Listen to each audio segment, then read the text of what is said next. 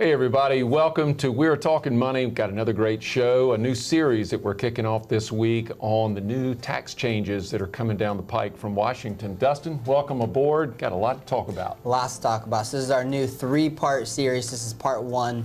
There's a lot of moving pieces, and so we're just going to try to condense them, keep the episodes a little bit shorter, but a lot of great information even in this first episode. Looking forward to talking to you. We'll be right back, so stay tuned. Wealth can be measured in many ways. As it grows, life can quickly become complex, creating the need for more focused planning. Welcome to We're Talking Money with OmniStar Financial Group. OmniStar's been helping clients achieve financial success for more than 20 years in a client-centric and stress-free environment. With a reputation built on a long track record, working with people who want to grow and protect their assets, OmniStar illuminates the blind spots and provides actionable strategies to help you achieve what's most important. This is where you can count on straightforward and unbiased advice from a team of professionals who are passionate about your success.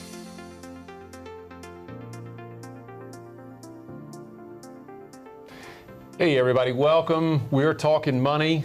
Got a lot to cover today. Dustin, Hocken, and myself, we're going to bring to you some information on the new tax changes, or at least the possibility of some tax changes. Got a big proposal in Washington, D.C., $3.5 trillion, $3.5 trillion of new spending. This is enormous. Huge, huge program that the House Democrats are voting on, trying to get this thing passed, Dustin. Who knows what it really means, because nothing's in law at this point.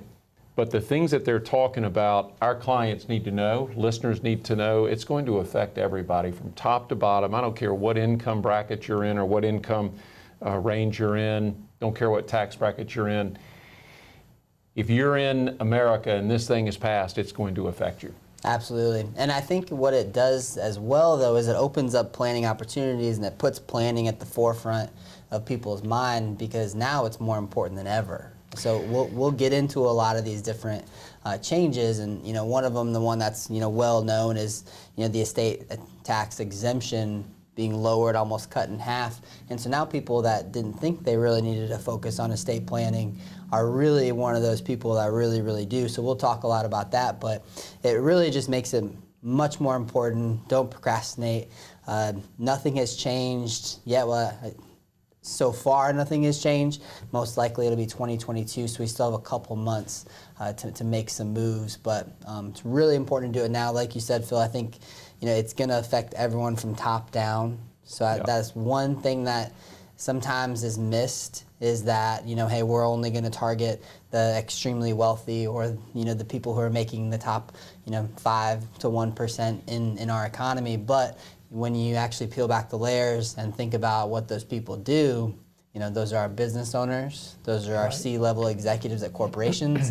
And so when they have to pay more tax, their margins go down, so they have to increase prices on goods and services that we all buy. Somebody's going to pay for it. Yep. Someone's going to pay for it. I think right now, people that have never planned, this might be a wake-up call. Might be time to do a little bit of planning, even if in the last number of years, taxes have been relatively low. And so all of a sudden now, if this thing gets passed, corporate, personal, even if it doesn't affect you on your tax return, it's probably going to affect you at a spending level, at a lifestyle level, because to your point, you start taxing business owners, they're going to push that through to the consumer. Cost of goods will go up. And now we've got inflation kicking in, we've got wage pressures coming in, so cost to hire is more. There's a lot of reasons why people should be concerned about this possible change. I believe some part, maybe all of this, is going to be voted into place, and I think everybody needs to be concerned about it. At the very least, you need to get educated, and that's what this three-part series is all about, Dustin.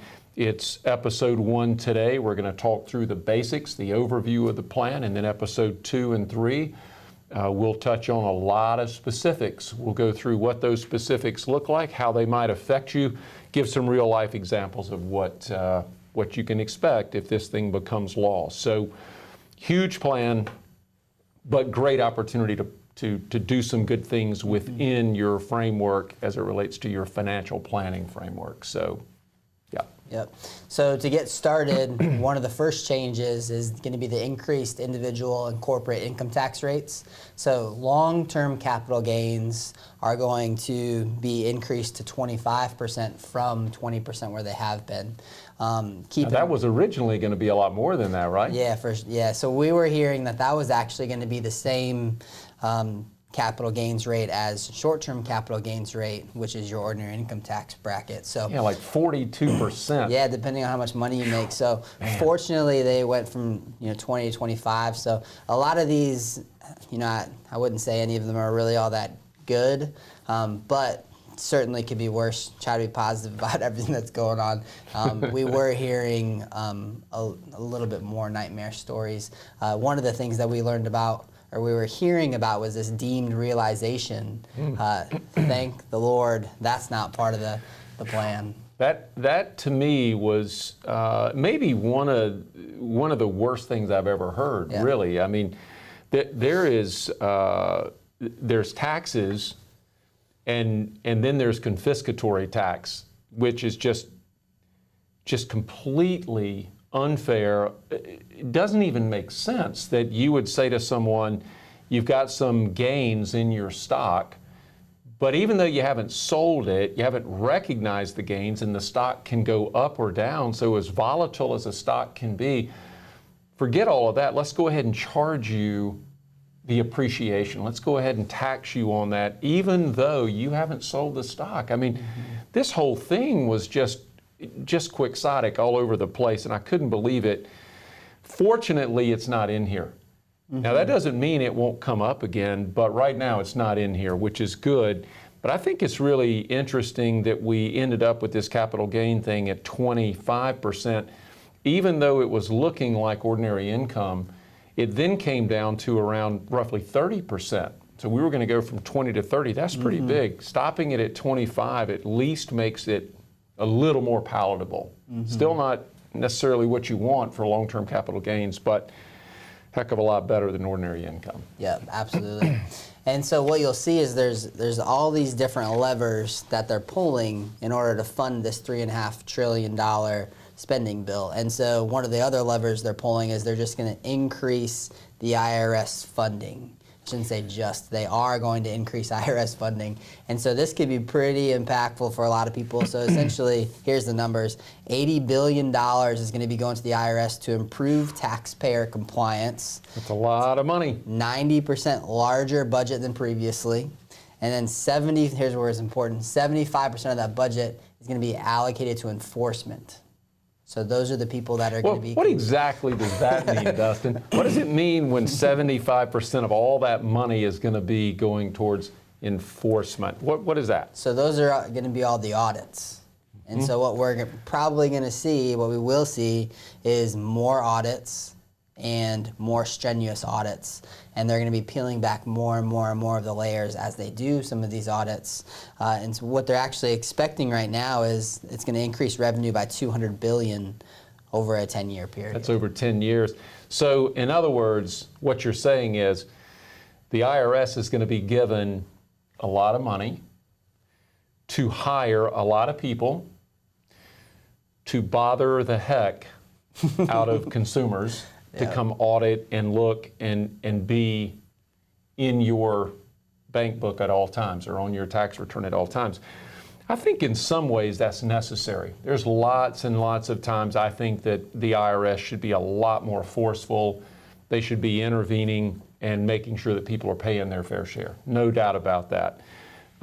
But to be adding all of these new people with this idea that your job is just to go audit, I think that pendulum will swing too far, and it usually does. But I think as they hire these people, they're going to be gung-ho to go out and audit, and we'll probably see a lot of unnecessary audits, a lot of unnecessary problems that come out of that, which in one way, one of those problems will just simply be wasting people's time, wasting efforts, and probably people that won't owe anything they're going to end up having to spend a lot of time, a lot of money on CPAs and everyone else to help them through these audits. So I don't know. I'm certainly for everyone paying their taxes, but this one seems a little onerous and maybe unnecessary. Mm-hmm. Yep. So the next lever that they're going to pull here is increased individual income tax rates. So the new highest individual tax rate is 39.6 for married filing jointly over $450,000 and $400,000 for single filers. But that's not just it, because now they're adding a 3% surtax on top of that. So now you're at 42.6, and then you increase the net investment income tax, and there is a reduction in the 199A deduction, which hurts a lot for business owners because they were getting that 20% deduction right off the top, and now they're not going to get that anymore. That's huge for business owners. Yep. You know, a lot of business owners, particularly S corps, you know, small mom and pop businesses, which, by the way, makes up the lion's share of the businesses in America.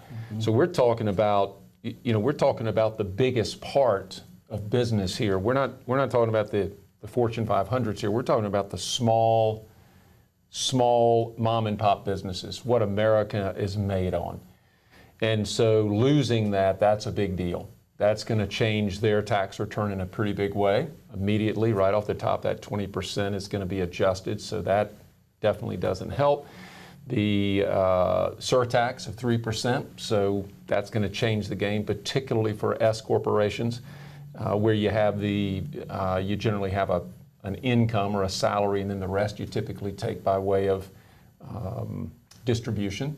Mm-hmm. So that's going to change a lot. But then you've also got this new thing for trust, where anything over around $13,000 now is going to be, you know, it's going to get hit with this new income tax. And well, that's a little different now. That's going to change the landscape for trust planning mm-hmm. as well, which I know we're going to talk about that a little more. But there's some major problems here, and we haven't even mentioned these loopholes that President Biden wants to get rid of. I think those are pretty important. We talk about Roth IRAs all the time, and backdoor Roths and mega backdoor Roths. I mean, these things they might be on the chopping block here, huh? Mm-hmm, absolutely. And so I think that brings up again another opportunity to plan, because as of right now, these backdoor Roth IRAs or even mega Roth conversion. So mega Roth's a little bit trickier. It just depends on what your 401k plan has. So if your 401k plan allows for after-tax contributions, and then the plan also allows for in-service distributions, what you can do is you can really pump, you know, about $30,000 into the after-tax side, and then you can roll it over into the Roth 401k side of your own plan.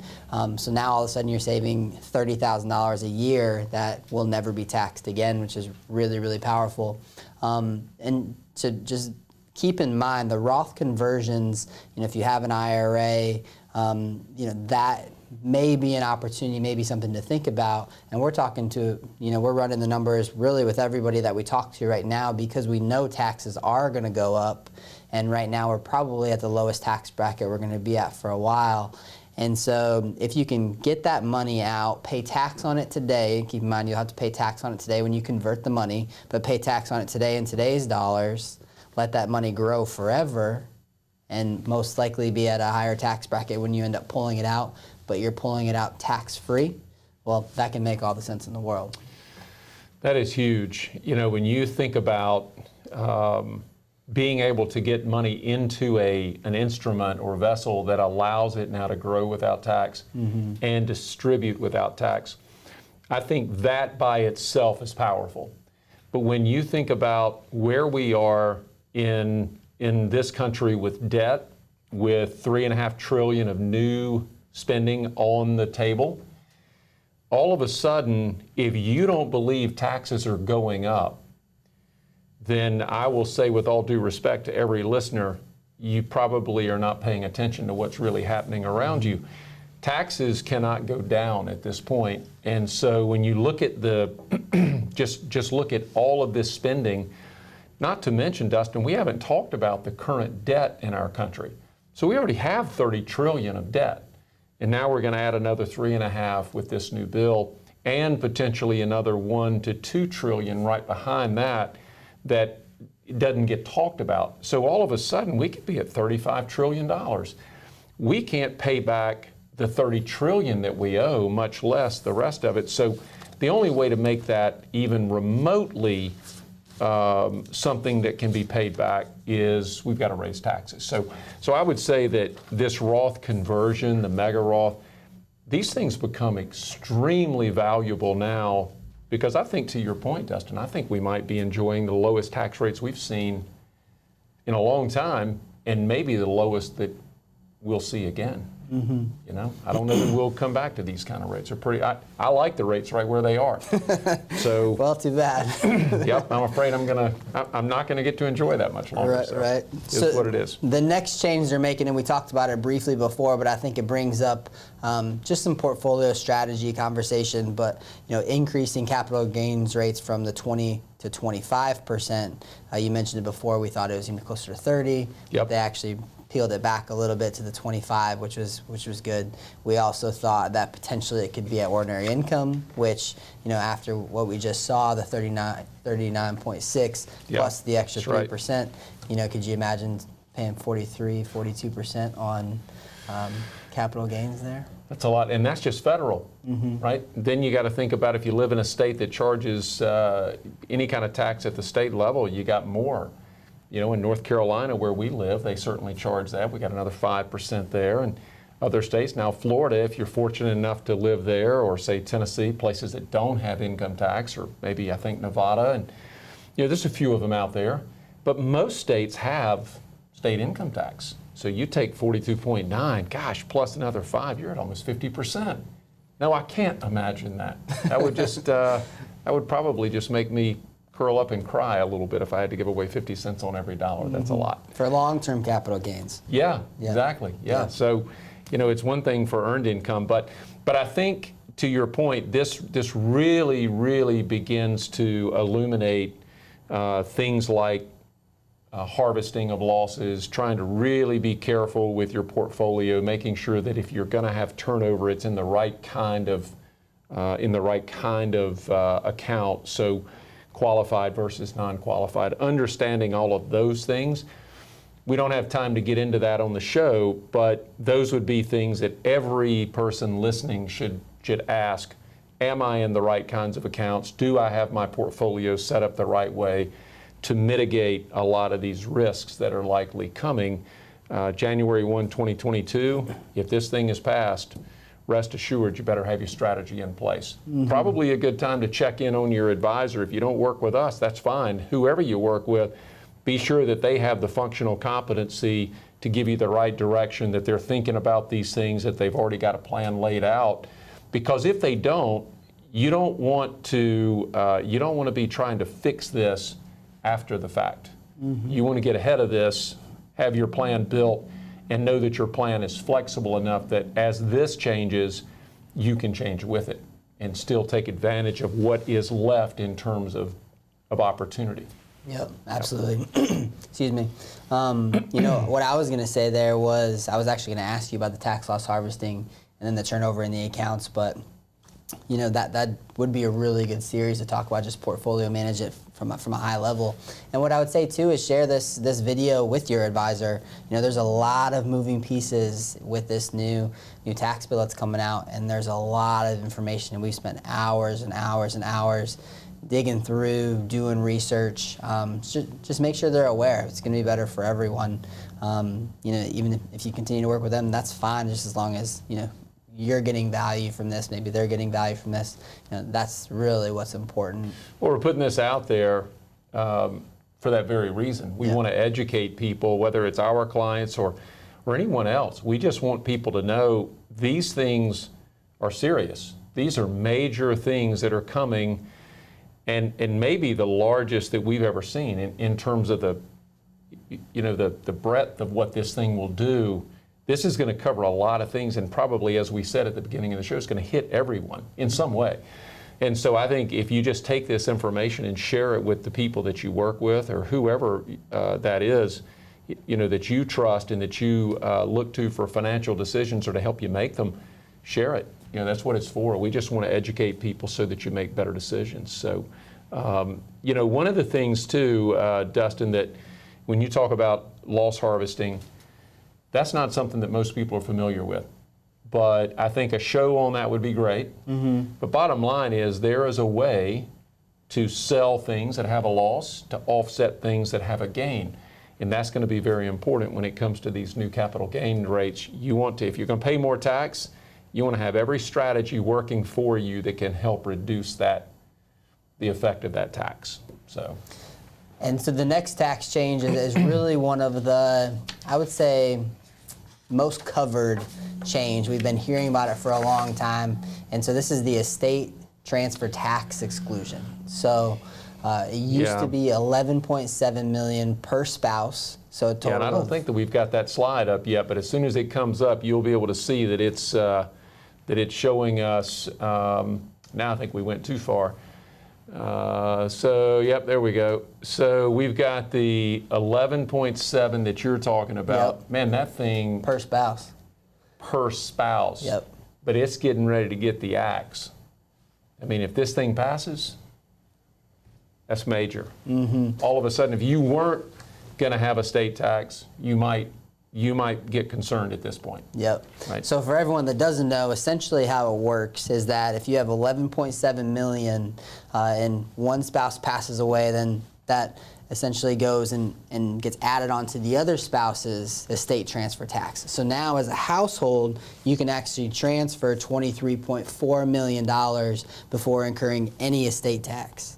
And there was no planning that had to be done for that. You know, years ago, I remember a time, Dustin, and this is probably telling on myself a little bit in terms of age here. There's a bit of an age gap here, but I remember the day when if you didn't have what's called a credit shelter trust, meaning that the assets between husband and wife were split, and generally we'd split them down the middle, and he or she would put half of the assets in her trust, and he'd put the other half in his trust, and they would get the maximum that they could pass per person. And back then, you know, maybe that was $600,000, and then it went up to $1 million, and so on. Today, you don't need that planning. You don't need a credit shelter trust. You don't even have to ask for this credit. It's just given to you. It's assumed that you get the credit, which is pretty amazing. Well, now, all of a sudden, with this thing being reduced, everyone's just used to this. If it gets reduced, you still don't need to do the planning to make sure that you get it, but you might need to do some planning to be sure that you don't go over. Because this thing has, I mean, man, to cut it down from 24 million down to 12, that's starting to affect a lot of people. Yep, and this is one that will most likely go through because if you look at it, they were already going to do it in 2026. That's right. So all they're doing is just speeding it up. So now it's going to be $5 million per spouse, probably adjusted for inflation, so closer to $6.2 million. So now if you think about it, if you're over 12.4 million as a household, you're going to pass, excuse me, anything down. Well, now all of a sudden you're paying 45% estate tax, 50% estate tax on everything above that dollar. So could you imagine, you know, let's say you're worth 20 million bucks. Well, now all of a sudden you have this $20 million. First 12.4 is okay, but then now you've got this remainder almost 8 million bucks. That's subject to 50% tax. Someone's gonna have to pay $4 million in tax, maybe selling something they don't want to sell, whatever they have to do, but they're gonna have to figure out how to pay the government back that estate tax. It's huge. It could mean an estate having to be torn apart. You know, maybe giving up family land or family assets that have been around for a long time. These things are nothing to. You don't want to play with these kinds of changes. You want to get serious, as we said at the beginning of the show. You got to wake up and recognize that these might have been planning discussions that you'd never have prior to this new potential change in the law. But today, with the changes that are occurring, all of a sudden, Dustin, we've got people that would not be affected, and now, different ball game here. So this thing may not pass, but I would tell you, if I was a betting man, I would be putting a lot on it does pass versus it does not. Will there be some changes? Will they make some adjustments? Probably. I expect it'll go through a few more iterations before it becomes law, but it could pass just like it is. I mean, let's be honest. the Democrats have control. They can pass, they can do whatever they want. They can force this thing through, and in some ways I can see how it would benefit us because it might get some of the tax base that we really need. On the other hand, I think it is a very, very poorly written bill that takes in a lot of revenue that probably could be generated a different way. Some of these things are going to be very, very painful. But to your point, it's a perfect opportunity for planning. Mm-hmm. And if people will just simply take advantage of that and recognize that, hey, everything, no matter what it is, there's always a way to plan for it. May not be as easy today, and I think there's going to be a lot of challenges with planning, but there's still opportunities to plan. So please, whatever you do, don't simply ignore this and act like if you ignore it, it'll be okay. Not the case here. This thing's going to be pretty widespread in terms of who it affects and how it affects them. Yep, absolutely.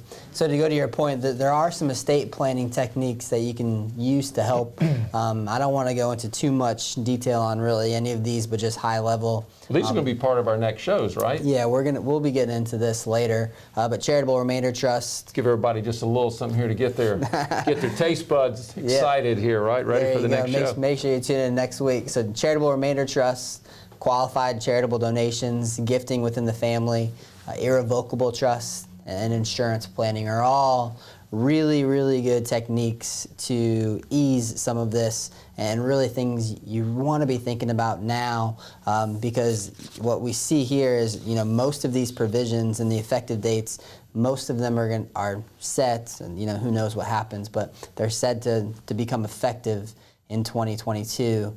So, although some of them might become effective September, right? So the way it's written, there's a couple of these things that could actually be retroactive. They might not pass it until, say, the 11th hour of December 31st, but then they back up. And some of these things retroactively, boy, that could be painful. Mm-hmm. But for the most part, I think January 1, 2022 is when the majority, anyway, takes hold and becomes law. But that doesn't give you very much time to plan. So I'd say timing is of the essence here. We got to get started. Don't delay it for sure. But I just wanted to say one thing about all these techniques that you just mentioned. So irrevocable trust, gifting within the family, qualified charitable donations or QCDs, charitable remainder trust, insurance planning. Those are great things. We're going to talk about more than that. I know we've got others on the list. We're going to talk about grants and things of that nature. But what's really interesting, a lot of these techniques that you're talking about, Dustin, these are grantor-style trusts or grantor-style transfers. And man, those are on the chopping block in a huge way. I'm really, really bummed about how much, people have done estate planning with these techniques for decades. And a lot of these things are going to be turned on their head. Everything that I'm reading, everything that you've been reading, these techniques are going to require some changes. Without a doubt, I don't care how good your things are written. If you've got some of these tools or techniques in place, might need some adjustment. Yeah, episode 3 actually of this bill is just all on the GRATs. And so the grantor remainder annuity trust. So there's a lot of information there, and like Phil said, we've been planning with it for a long time, and so we'll be going into a lot of detail there. Boy, show 3 will be interesting. I can't wait to do that show. Show 2 will be great as well. We're going to bring a lot more next week, so we'll be carrying forward this same theme, and we're looking forward to sharing that with you. So hopefully you've learned a lot today. There's so much to this, and this is just the overview. We just hit the broad strokes today. Yep. There's so much in this tax bill. This thing is hundreds and hundreds of pages. I sometimes wonder if Washington even knows what's in it. But what I can tell you is what we're reading and what the people that, what the folks that we talk to and people that we work with, centers of influence or alliances that we work with, people that we know and like and trust, they're reading the same things that we're reading. And man, there's a lot of stuff here that can really, really harm what you thought was a great plan. And so not that your planning's in vain, but it probably needs a little bit of an overhaul, some adjusting. But I hope everyone's learned something today, Dustin. I certainly enjoy bringing this. I know you do. If there's questions that our listeners have, please reach out to us. Our website, omnistarfinancial.com. Check out our YouTube channel. Subscribe. Don't miss an episode. We've got new things coming out all the time. We'll be doing this show over the next couple of weeks, adding more and more to what we talked about today. And hopefully our listeners can take away at least something that will help them make their financial planning a little more solid and secure and take a little bit better care of their family.